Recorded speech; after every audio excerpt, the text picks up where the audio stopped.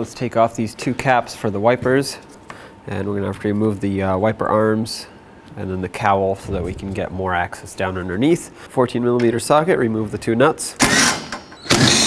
And either mark or remember where the wipers go. Pull the wiper arms up.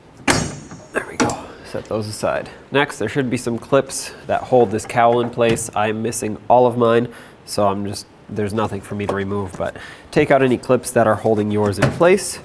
And then these corner pieces should pop off if you just lift them at the right angle. There we go.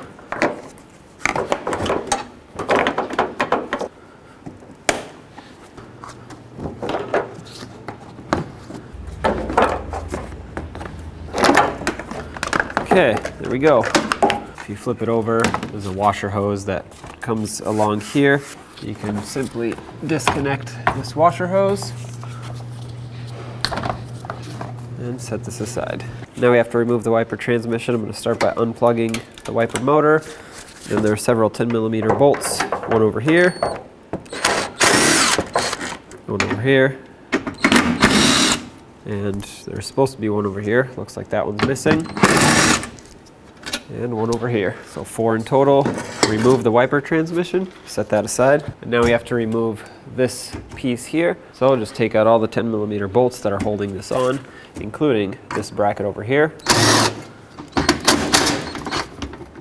just going to loosen this up, spin the bracket sideways.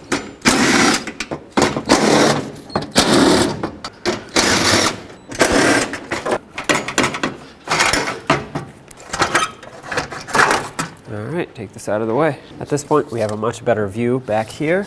So, get the push down on the connector locking tab, unplug the ignition coil. You can't see it, but right here, there's a 10mm bolt that locks the ignition coil in. Let's go ahead and remove that. Oh. There it is. Pull the ignition coil up. Grab your ignition coil. I like to put silicone paste on the bottom of it. This will do two things. One, it'll prevent water from building up in there, and two, it'll prevent the rubber from sticking onto the spark plug.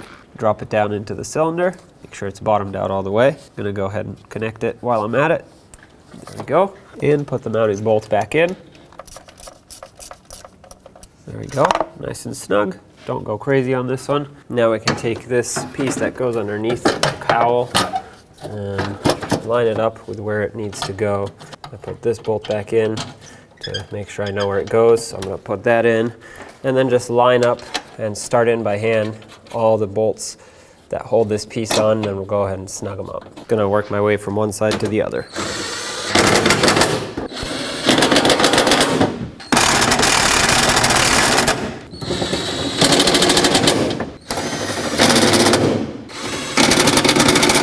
Let's put the wiper transmission back into place. Line it up with the mounting holes. Let's put all the mounting bolts back. Snug it up.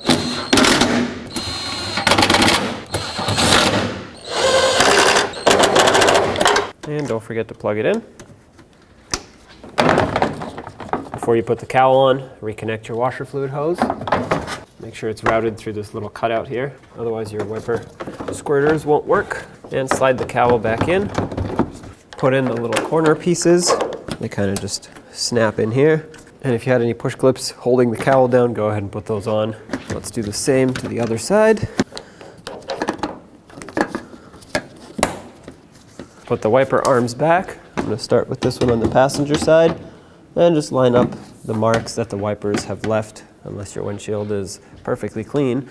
In that case, you should have marked it, like I said earlier, but I have witness marks from the old wiper blades, so I'm just going to line those up and then put the two nuts on. And once your wipers are positioned exactly where you want them, it's important to get them right, otherwise they will either contact the cowl or the side of the windshield.